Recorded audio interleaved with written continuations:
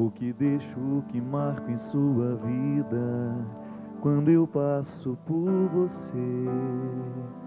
O que os meus olhos confessam, quando encontram com os seus. Se eu deixo uma saudade boa pra lembrar o que fica de mim. Eu pergunto se valeu a pena ter deixado eu ir além, ter entrado aí na sua casa, dividindo o que é seu. Essa vida vai muito depressa, é bom saber o que deixei de mim. Pode ser que nesta vida eu não possa mais voltar para amar quem não amei, consertar o que estraguei, o perdão que eu não pedi, a solidão que eu não desfiz, o sorriso que neguei e aquele esforço que eu não fiz. Eu sei que o tempo vai passar, as pessoas vão e vêm, mas sei que algumas vão ficar, pelo mal ou pelo bem. Não morrerá quem soube amar, e que sempre seja assim, que eu deixe só o bem que existe em mim. Se com você não conseguir, eu voltei, quem sabe assim, quem sabe a gente possa realizar, descobrir o que não fiz, que seja sempre assim, a experiência de passar pela vida do outro, que eu deixe só o bem que existe em mim. Nessa oportunidade bonita que a gente tem de passar um pela vida do outro, de esquecer a letra da música, de não saber como cantar o resto, a gente ter a oportunidade de você voltar no tempo e quem sabe descobrir ali onde é que você poderia ter sido melhor. Não saber a letra da música que vai cantar às vezes é um bom passo para a gente começar o programa, né? Muito melhor assumir que errou, né? Pois é, esqueci a letra da música, mas não esqueci o significado dela. E aliás, a música é minha, eu canto do jeito que eu quiser.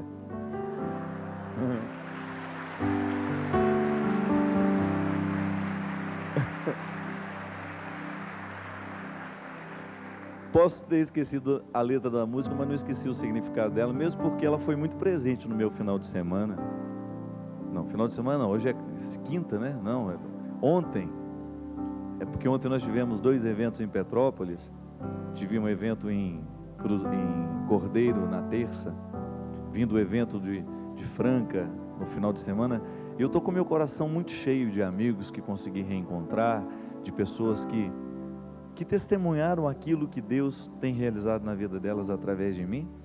E eu confesso que hoje eu sou uma mistura bonita de saudades, de alegrias, de sofrimentos, de dores, de uma série de coisas. Por isso que essa música é muito viva em mim hoje. E eu quis cantar mesmo porque a gente chegou meio atrasado aqui para começar o programa, estava chegando de viagem.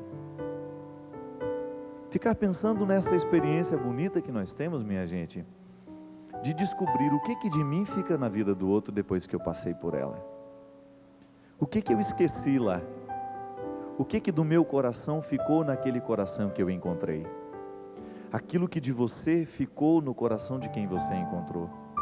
Aquilo que do seu coração você acabou esquecendo no outro?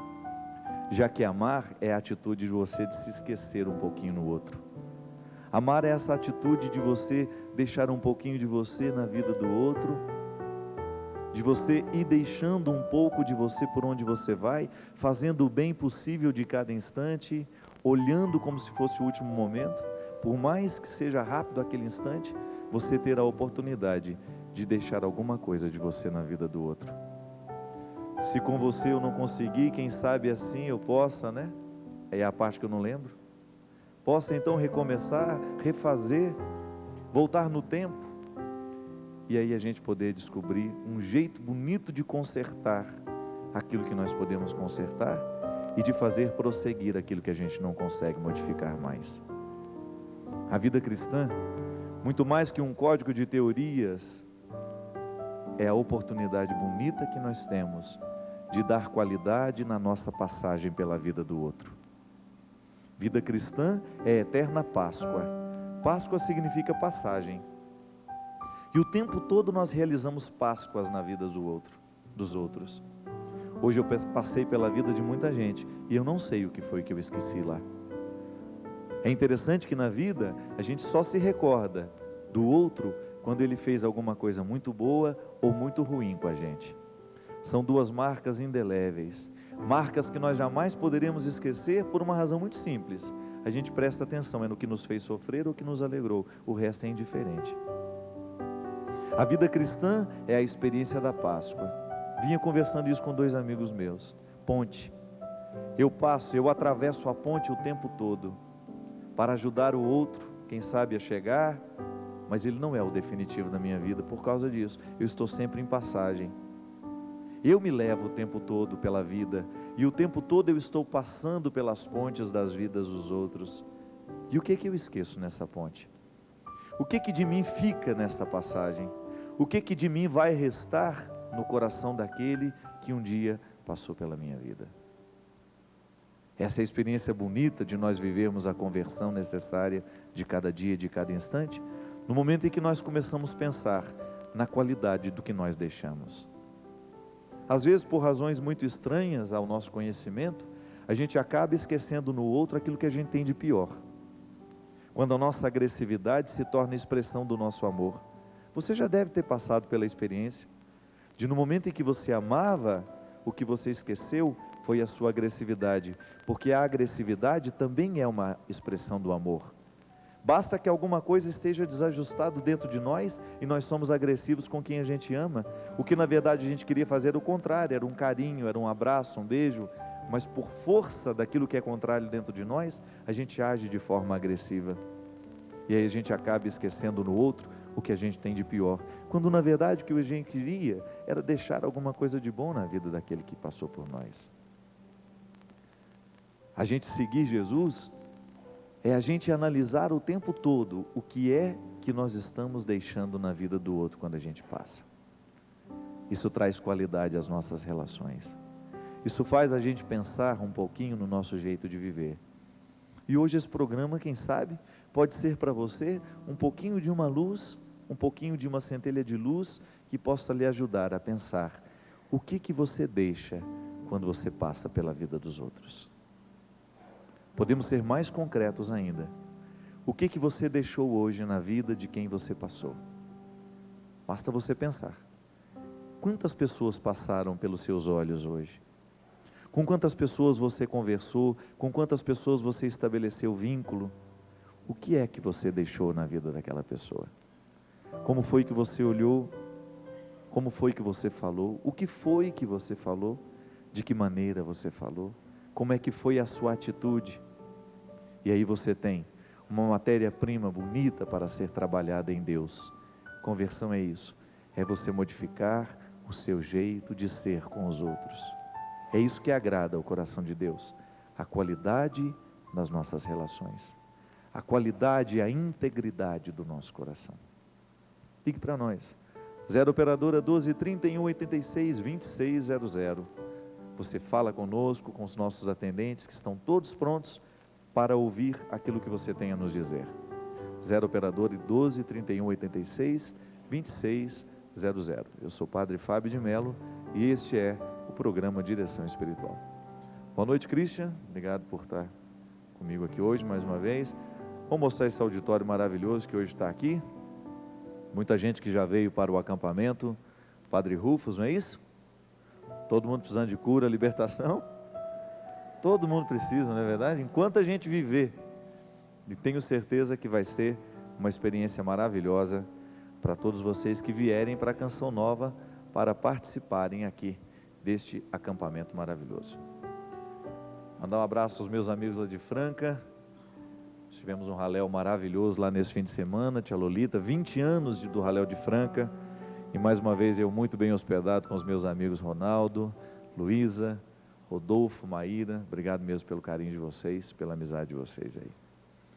Querido Padre Fábio, meu nome é Regina Beatriz, sou de Uberaba. Parabéns pelo que o senhor falou na palestra do raléu, no show e na homilia. O que mais me marcou esse ano foi a hora que o senhor falou que não podemos deixar nada nos desvalorizar como pessoa, nos diminuir, nos machucar, e que nós devemos ter atitudes que nos santifiquem, que sempre nos façam, que possam nos fazer ser respeitados, enxergar que somos templo onde vive e habita o Espírito Santo. Mas gostaria de te fazer uma pergunta, que não pude fazer pessoalmente. O senhor disse que Deus nos fala quando estamos fazendo coisas que vão nos afastar dele.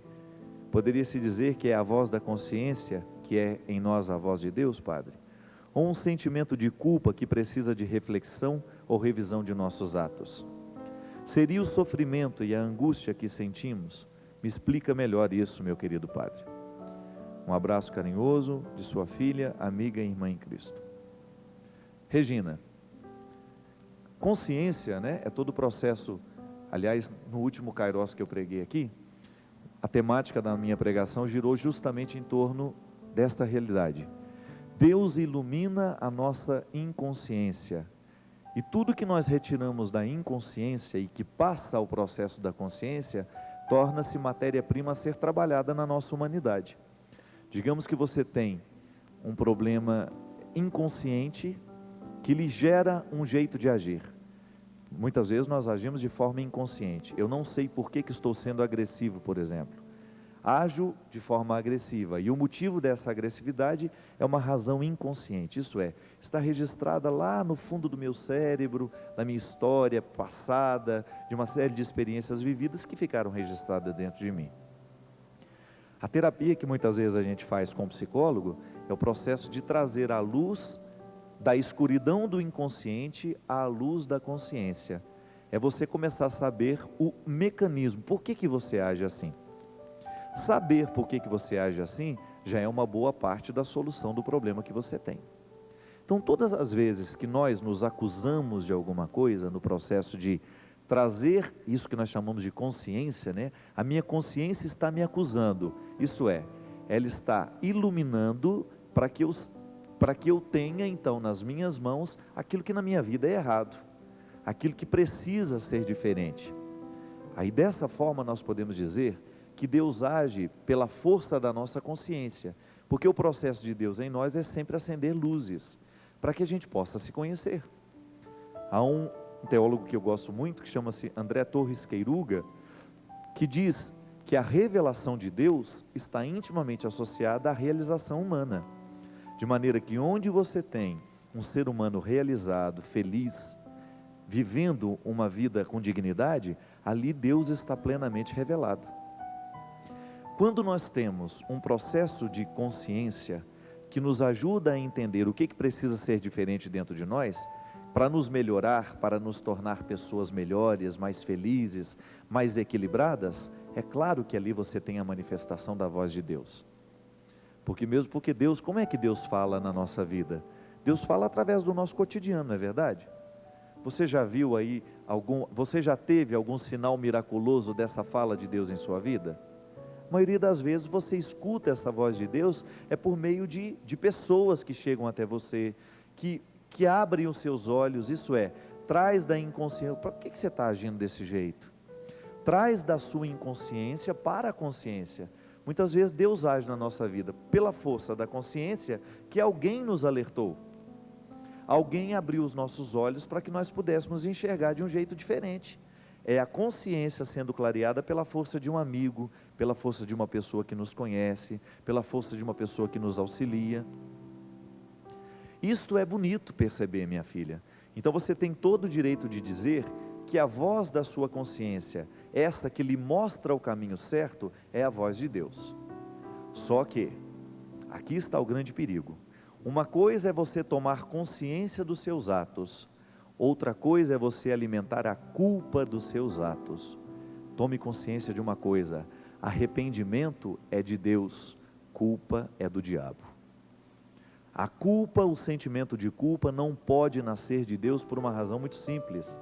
Arrependimento nos reconstrói, culpa nos destrói. Você já fez a experiência de sentir-se culpada por alguma coisa? Já fez? Não é terrível? E a culpa é infértil por uma razão muito simples. Ela é um processo inconsciente de condenação. A pessoa não se perdoa porque ela tem razões inconscientes para se culpar. Então, de repente, lá na infância, ela não tinha condições de organizar uma informação dentro dela, ela se sentiu culpada. Existem crianças, por exemplo, que se sentem culpadas pela morte dos pais. A mãe morreu, de repente ela tinha tido uma discussão, um desentendimento com a mãe, era criança, a mãe morreu logo em seguida, por uma fatalidade. A criança assimila que ela morreu porque ela brigou com ela. Quantos adultos desorganizados do ponto de vista afetivo têm as suas raízes dos afetos desorganizados lá na infância? Quanta criança, após uma discussão com a mãe, após um desentendimento, a mãe morre, ele assimila que a mãe morreu porque ele brigou com ela. Uma criança não tem condições de organizar uma informação diferente, aí ela guarda aquela culpa no inconsciente. Essa culpa vai amargurar a vida inteira essa pessoa, ela vai se tornar infeliz ao longo da vida, ela não vai se sentir capaz de muita coisa. Culpa é processo destrutivo, e nós não podemos dizer que Deus nos culpa de alguma coisa. A força de Deus na nossa vida não é para nos culpar, é para nos levar ao arrependimento. Santo Agostinho dizia de maneira muito bonita, que até para eu reconhecer o meu pecado, eu preciso da graça de Deus. Porque a minha consciência, ela se clareia para eu saber que eu errei, é pela força de Deus em mim. O diabo nos anestesia, e todas as realidades diabólicas, elas nos anestesiam para que a gente não se culpe de nada, para que a gente não se arrependa de nada. Essa culpa é o primeiro movimento de nós, dentro de nós, para o arrependimento, mas ela não pode permanecer muito tempo. Eu me sinto culpado de alguma coisa que fiz, eu me sinto arrependido de uma coisa que fiz. Se eu me sinto culpado, eu corro o risco de me amargurar o resto da vida e não fazer nada por mim mesmo. Agora, se eu me sinto arrependido, eu corro atrás para modificar o fato. Então, minha filha, nunca associe o processo de culpa com o processo de Deus na sua vida. Tanto é que um dos grandes males que nós carregamos na vida é o bendito chamado sentimento de culpa. Sentimento de culpa pode nos vitimar o resto da vida. E a gente se torna uma pessoa terrivelmente infeliz, porque a gente se culpa de acontecimentos do passado que a gente não corrigiu. Diferente do arrependimento, que nos leva para frente. O arrependimento, ele nos leva para a solução daquilo que a gente estragou. Eu, por exemplo, como padre, digamos que a pessoa vem e me confessa assim: Padre Fábio, eu roubei na minha empresa. Roubei de um amigo meu, roubei R$2.000 do meu amigo. E eu pergunto: você se sente culpado pelo que você fez? Sinto. Tudo bem. Essa culpa lhe levou ao arrependimento? Já deu o passo? Não, padre, eu não me sinto arrependido não. Só me sinto culpado, mas não sinto vontade de resolver a coisa.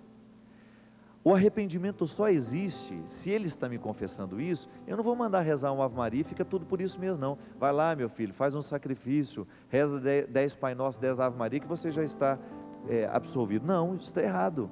A absolvição, ela tem que estar de acordo com o arrependimento. Então, se eu estou arrependido de ter roubado meu amigo, a minha penitência é devolver o meu dinheiro, o dinheiro que eu roubei dele. Porque o arrependimento, ele tem que me levar a uma ação concreta, diferente da culpa. Eu continuo com dinheiro, de vez em quando uma culpa me ocorre e fico por isso mesmo. Não, não é honesto. O arrependimento nos leva a atitudes concretas para corrigir aquilo que a culpa nos acusa. Se eu não tenho disposição de corrigir, eu vou ficar só com a culpa a vida inteira, e essa culpa será absolutamente infértil na minha vida. Tem um e-mail aqui também, de um rapaz que prefere não ser identificado. Ele sofre muito na convivência com o irmão. Ele diz que ele é o irmão mais novo, o irmão mais velho é brilhante em tudo que faz, e ele sente que os pais somente apreciam os talentos que o irmão mais velho tem. Então ele sofre muito e está dizendo assim: padre, sofro muito porque não consegui descobrir o que eu tenho de bom. Eu sempre me comparo ao meu irmão mais velho e descubro que eu não tenho nada do que ele tem. Naturalmente, descubro que meu pai e minha mãe não gostam de mim do mesmo jeito como gostam dele. O que fazer? Primeira coisa, minha gente, toda vez que a gente se compara a alguém, nós estamos cometendo uma injustiça contra a gente mesmo. Porque toda comparação gera sofrimento. Se eu tenho alguma coisa, se eu tenho, digamos, um carro, e vou ficar comparando o meu carro com aquele que tem um diferente de mim, eu estou sendo injusto com aquilo que eu consegui ter na vida. Eu não tenho que ficar querendo o que o outro tem. Eu não tenho que ficar desejando o que o outro conseguiu alcançar. Eu tenho que colocar a minha atenção naquilo que eu alcancei. Porque toda forma de comparação é sempre uma forma de provocar um sofrimento infértil. Você não vai ter a obrigação de ser seu irmão de novo, mesmo porque seus pais já tiveram ele. Você é que tem que descobrir agora a graça de ser o que você é, mas sem comparação.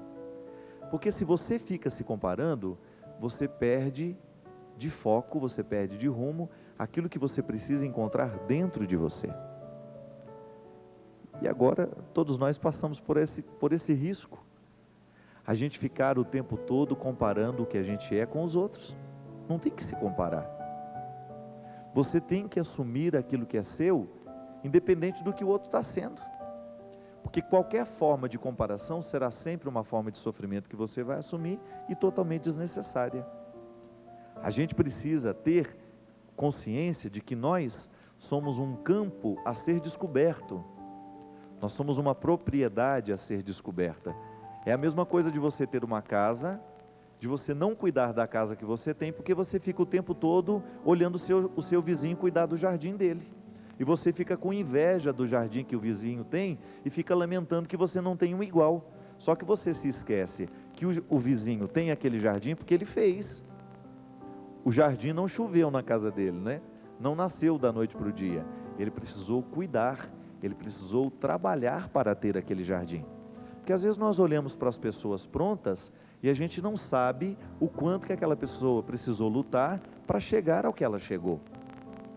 A inveja, essa comparação que muitas vezes nasce da inveja, a inveja que nasce da comparação, é um jeito muito injusto e infantil que a gente tem de viver a nossa vida. Ao invés de ficar prestando atenção nas flores do jardim do vizinho, eu vou dar um jeito de cuidar do meu jardim para que ele seja bonito. Porque às vezes nós perdemos um tempo precioso olhando para o vizinho, olhando para aquilo que o outro é, e a gente perde de vista aquilo que a gente tem nas mãos e que poderia ser tão bonito, ou às vezes até mais, do que aquilo que você está invejando hoje.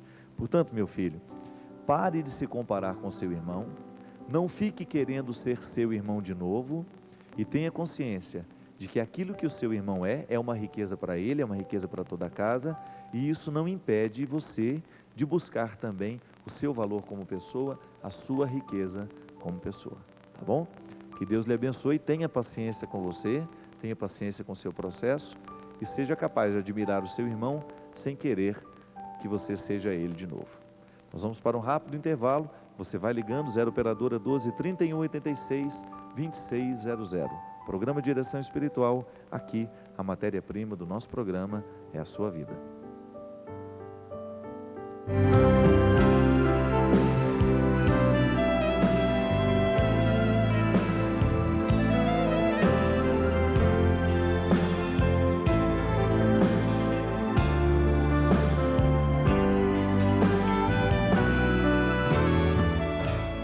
Seu pedido.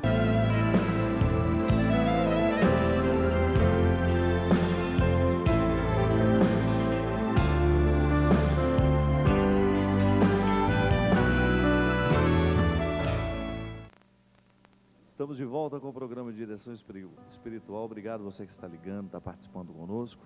É sempre muito bom ter a sua participação. Queria hoje mandar um grande abraço a todo o pessoal lá de Petrópolis, Padre Renato, a Vivian, Mateuzinho, que organizou de maneira tão bonita aí o Entre Amigos, toda a equipe organizadora, nos eventos de ontem. Mandar um grande abraço para meu amigo Murilo Guerra, sua esposa Adriana, toda a sua família, obrigado pelo carinho, toda essa família maravilhosa também aí, Denizão, Mariângela, Léo, Denizinho, obrigado pelo carinho de vocês e a oportunidade mais uma vez de estar com vocês aí, nessa casa que eu amo tanto.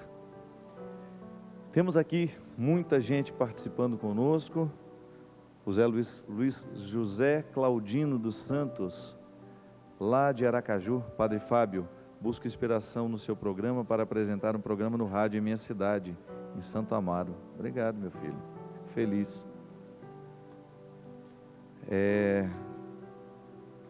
Não quis se identificar. Sou casada há 8 anos, tenho uma filha de 6 anos e uma filha de 6 meses. Gostaria de saber como ter mais confiança no meu marido, pois ele é motorista de ônibus e viaja muito. E o negócio é perigoso. Como é que se adquire confiança no outro, né? Acho que não existe uma receita para isso, não é verdade? A gente confia à medida em que a gente recebe razões para confiar. Confiança ela não nasce da noite para o dia, né? Ela é fruto de uma convivência. E aí, minha filha, é muito difícil você inventar um sentimento dentro de você, né? A primeira coisa que você precisa buscar é uma resposta. É se você tem razões, de fato, para não confiar. E se você de repente, se é você que cria, né, razões de desconfiança, né? Que o outro está do seu lado, você o conhece, você sabe muito bem quem ele é. Agora, se você vai confiar ou não, e como fazer para confiar, é muito difícil a gente poder dizer, porque isso vai nascer da experiência de vocês dois mesmo. E aí a gente apenas lhe pede que você seja justa com ele, né? Se você realmente tem razões para desconfiar, que desconfie. Se não, deixa essa neurose de lado e vamos levando a vida adiante. Precisa trabalhar, precisa ganhar o pão da família, né? E é possível sim ser fiel, mesmo à distância. Isso aí, o amor é que nos garante essa coesão e essa fidelidade até o final. Gisele Motti, de Campo Grande. Padre Fábio, meus filhos adolescentes não querem ir na igreja. E tudo que eu falo para eles, eles acham que é bobagem. Queria saber o que faço para tê-los na igreja. Vocês têm alguém tem o mesmo problema aqui ou não? Ixi. Adolescência, gente, nós precisamos saber lidar com esse povo, viu?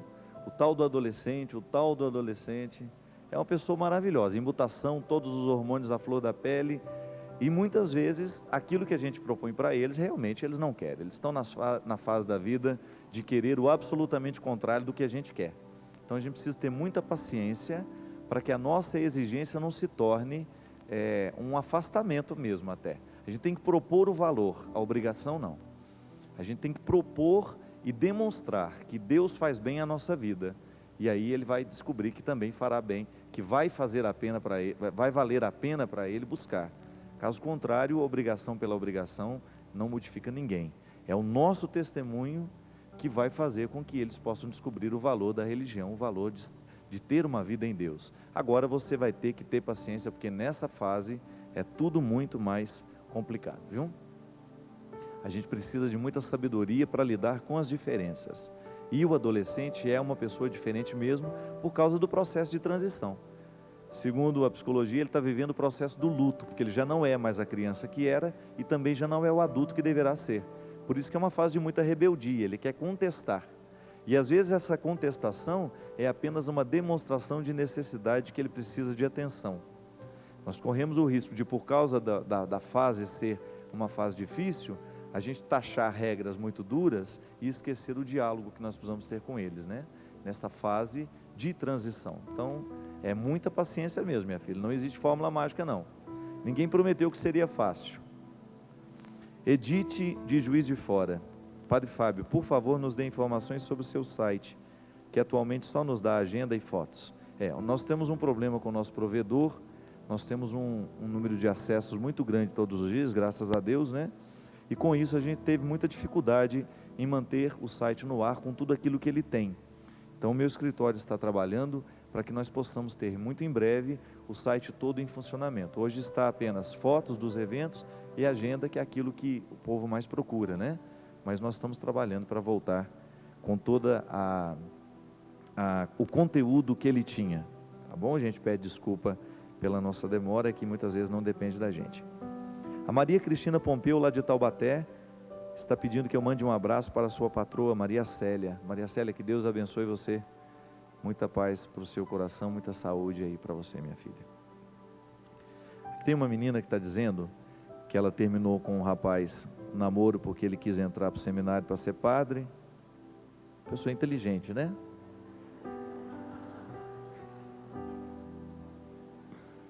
Ficou muito decepcionada. A briga é cruel, né? Brigar com o céu. O céu, todos os santos e anjos, né? É difícil. E aí depois ela disse que ela arrumou um outro namorado, mas que não está dando certo também não, porque ele é muito diferente dela. Padre, eu aprendi a não recriminar ninguém. Na minha cabeça, se um amigo meu fizer uma tatuagem no corpo, eu não recriminarei por isso, da mesma maneira como aceito homossexuais. Além de simpatizar com a maneira de vestir dos hippies. Padre, não apoio, só não condeno. Eu não apoio, não condeno. Não apoio, mas não condeno, entendi. Mas ele me disse, aí vem a diferença com o rapaz, que o fato de pensar assim faz com que eu o apoie. Quero uma direção, padre. Não sei o que devemos fazer. Nós nos amamos muito, mas somos muito diferentes nessas questões. Pelo jeito ele é recatado e ela não. Ela está dizendo aqui que ela gosta bem de uma balada, ele é mais caseiro.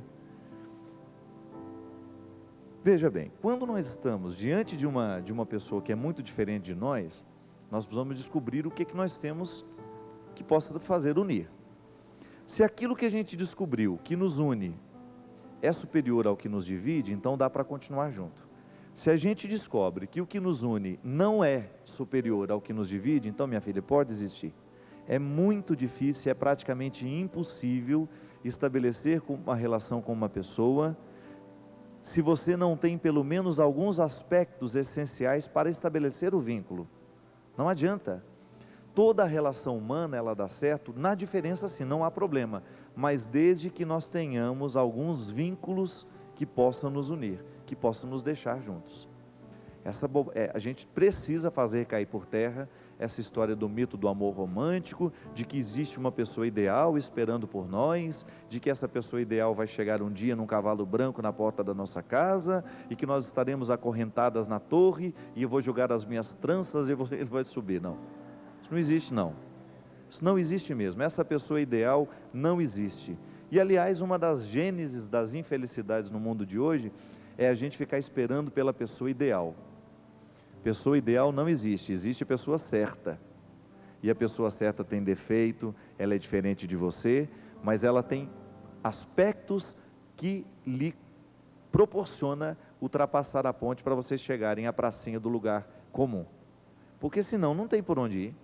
Se tudo é muito diferente, se tudo é extremo, como é que vocês vão encontrar um ponto de encontro? É possível amar alguém sem ter um ponto de encontro? Não adianta. É igual quando você vai convidar um amigo para você poder jantar. Ele não suporta a comida japonesa, você não suporta a comida italiana, e só tem 2 restaurantes, italiano ou japonês. Tem jeito de jantar junto esses dois?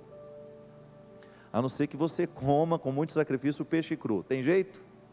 Não dá conta. Quem não gosta é um crime. Então aí se existe, mas nós dois gostamos de comida mexicana, então tá bom. Eu abro mão da minha comida japonesa, você abre mão da sua comida italiana, e nós vamos comer o que nós gostamos juntos. De vez em quando abre-se até o espaço para estar um no ambiente do outro, mas sem comer a comida. Agora, se não existe o ponto de encontro entre os dois, torna-se impraticável uma relação assim. É igual ser amigo, a amizade é assim também.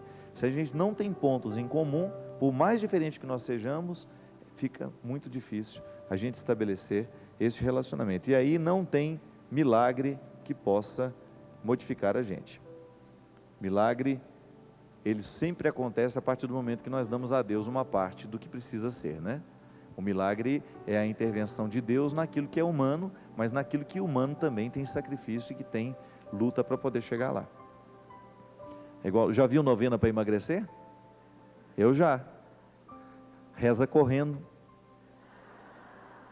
A novena é feita correndo, aí você emagrece. vai rezando, vai correndo e a caloria vai embora, vai queimando toda a gordura localizada. Sem esforço, minha gente, não chegamos a lugar nenhum não. Olha, eu cada vez mais me convenço. Quem está me chamando ali? Tá, só terminar de falar aqui. Sem esforço nós não podemos chegar a lugar nenhum.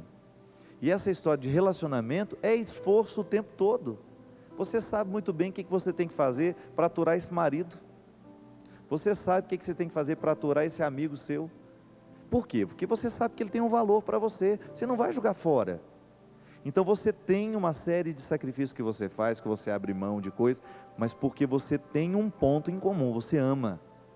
Aquela pessoa é essencial na sua vida. Então você é capaz de passar por cima de uma série de coisas pelo valor que ela tem para você. Agora, se não tem um valor, um determinado aspecto que nos faz encontrar, que é o valor, então não tem sentido. Como é que nós podemos ir juntos se a gente não tem a mesma direção, se a gente não tem o mesmo objetivo? Pode ser que os caminhos sejam diferentes, mas o destino tem que ser o mesmo. Nós temos que desejar o mesmo destino, mesmo que a gente vá por caminhos diferentes. É isso que faz com que a gente tenha todo o aspecto do discurso interreligioso, do discurso ecumênico, que vai na mesma perspectiva. Nós vamos por caminhos diferentes, mas nosso objetivo é o mesmo, é chegar no Cristo, é chegar na realização cristã. E aí nós estamos então lutando, mesmo com diferenças, como dizia ela aqui, mas descobrimos o que a gente tem em comum. É isso que faz com que a gente saiba dialogar com evangélicos, com todas as pessoas que têm religiões diferentes das nossas, porque nós temos pontos em comum, porque se a gente for ficar falando só do que a gente tem de diferença, nós não vamos chegar a lugar nenhum. Então a gente pega o que é comum no nosso jeito de acreditar, e aí nós vamos de mãos dadas, mesmo sendo muito diferentes. Então, portanto, minha filha, só invista no relacionamento se você descobre que vocês têm alguns pontos em comuns que são essenciais e que vão garantir a felicidade de vocês, mesmo na diferença. Maria Penha está... Maria Penha lá de João Pessoa. Boa noite, Maria Penha. Tudo bom? Como vai essa terra padre, bonita aí? Aqui é uma mãe um pouco desesperada. Pois não. Pois eu estou com uma filha de 28 anos, interna. Frequentemente, padre, ela está interna. Isso aí já vem fazendo 3 anos e poucos meses. Já foi em São Paulo, Recife, Campina Grande, todos os lugares. Faz um monte de exames e nada dá, padre. Nada dá, nada dá. E ela agora está muito inchada, chora muito, muito. E eu gostaria de uma orientação do senhor, oração. Ela está precisando muito, e não só ela, quanto eu também, padre. Pois já tentamos tanta coisa. Hoje mesmo acendi vela, rezei para Nossa Senhora de Fátima, que é o dia dela. Ajude-me, por favor. Dona Maria, primeira coisa é que vocês estão no caminho certo, né? Cada vez que a gente tem o corpo sinaliza que a gente precisa de cuidado, é o que está acontecendo com a sua filha, e vocês estão no caminho certo no sentido de fazer toda a investigação científica necessária para descobrir o que está adoecendo a sua filha, né? E o que a gente precisa nesse momento? Até lá em Minas a gente usa o termo, estou desenganado pelo médico, né? Usa esse termo para dizer, estou doente, mas ainda não sei o que eu tenho. É a persistência de continuar buscando chegar ao diagnóstico. É o que o doutor Antônio Luiz lá em Petrópolis sempre fala, né? Fechou o diagnóstico. Depois que fecha o diagnóstico, acaba a ansiedade. Mas para chegar a esse fechamento do diagnóstico é preciso investigação. Por isso que vocês não podem desanimar, não podem se desesperar. Graças a Deus, se fosse um câncer, se fosse uma coisa assim, que já pudesse, né, estar vitimando a filha de vocês, já teria descoberto. Vamos agradecer por aquilo que não é. Primeira coisa, a gente muitas vezes na vida, a gente é muito injusto.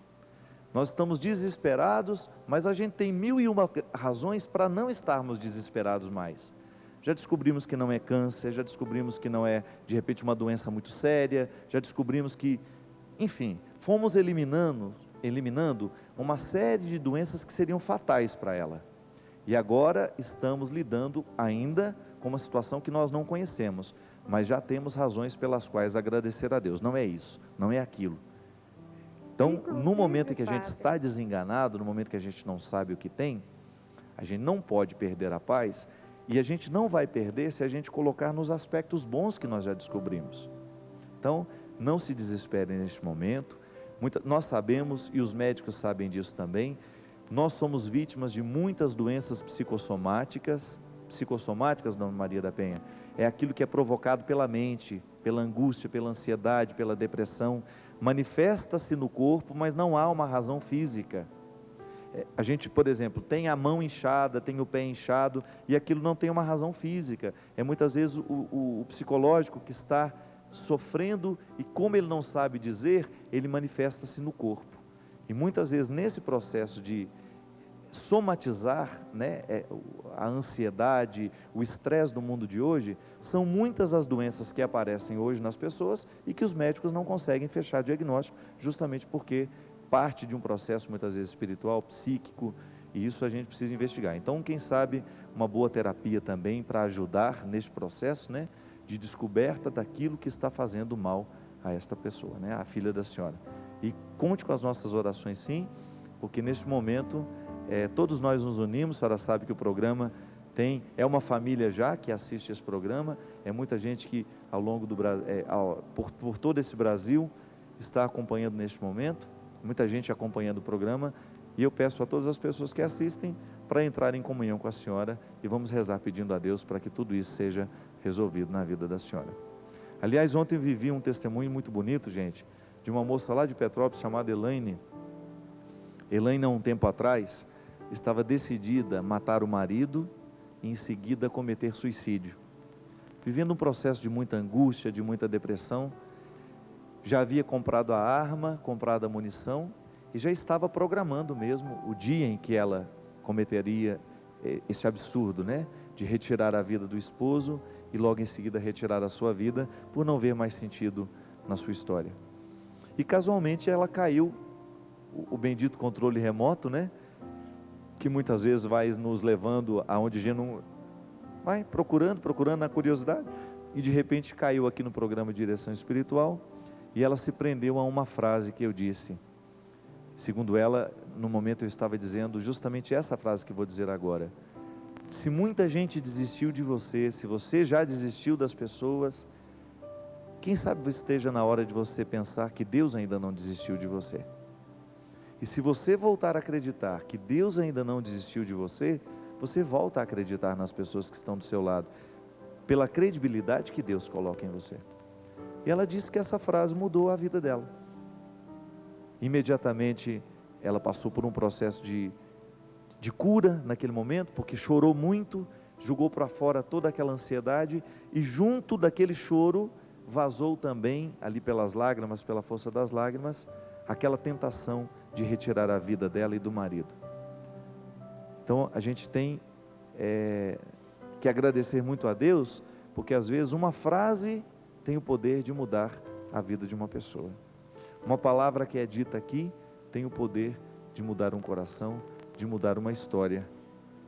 E a gente fica muito feliz por saber que Deus trabalha através dessas frases, né, na vida das pessoas, e que Deus atua na história de muita gente pela força da Canção Nova, pela força deste canal, desse sistema de comunicação que tem feito tanto bem a tanta gente. Padre Fábio, meu nome é Rivera, sou um cidadão uruguaio, formado como professor em Ciências Sociais, na especialidade de História, nascido na cidade, Rivera é o nome da cidade, nascido na cidade de Rivera, que faz fronteira com a cidade de Santana do Livramento, no Rio Grande do Sul. Ao parabenizá-lo pelo seu programa, agradeço a Deus por tê-lo conhecido através da Rede Canção Nova. Levo comigo a frase sua como fiel guia do meu caminhar, um tanto conturbado pelas peripécias do cotidiano viver. E aí vem a frase: se você tem sido um pai durão, terás um filho órfão no dia em que ele precisar de misericórdia. Essa frase, Padre Fábio, tem me ajudado muito a rever meu posicionamento, enquanto a forma de relacionar-me com minha filha, uma adolescente de 15 anos, Doris Andréia. O caminho do diálogo tem sido mais franco, ameno, porém não menos dificultoso. Mas a sua frase, como lhe falei, tem sido uma grande aliada nesta bela interação comunicativa. Agradeço-lhe muito por isso e desejaria, se for possível, receber uma resposta em breve para ter certeza de que o conteúdo dessa mensagem chegou ao destino certo. Atenciosamente, Dalci Ornos Kailava. Dalci, chegou, meu filho. Está aqui conosco e a gente agradece pela sua participação. Essa história de ter um modelo único de paternidade, né, de maternidade, é um problema sério mesmo. Você como educador do seu filho, você como aquele que está o tempo do lado dele, sabe muito bem que tem dias que seu filho precisa de um pai amoroso, tem dias que seu filho precisa de um pai duro com ele. Não dá para você se classificar apenas como pai durão. Não dá para você dizer ao seu filho, eu sou um pai duro e você se a vida inteira. Não. Como dizia o Dalci, e no dia que ele precisar de um pai misericordioso, onde é que ele vai buscar? Vai ser órfão? Não. É assim que a gente se exercita para a gente buscar um jeito certo de passar pela vida do outro. Como a gente dizia aqui no início do programa, há momentos da nossa vida em que a gente erra no jeito de ser com o outro. Não são poucas as vezes na sua vida que você percebe, eu me excedi, falei de um jeito que não deveria ter falado, fui duro demais, fui muito mole. A gente está sempre buscando uma medida exata para a gente não ser de mais, nem ser de menos na vida do outro. Às vezes em nome do amor nós estragamos os outros. Às vezes em nome do amor nós cuidamos mais do que deveríamos. Às vezes em nome do trabalho a gente descuida. Enfim, a vida, e Aristóteles já dizia isso através da filosofia, a vida requer que a gente esteja sempre no ponto de equilíbrio. Até a nossa caridade pode prejudicar os outros.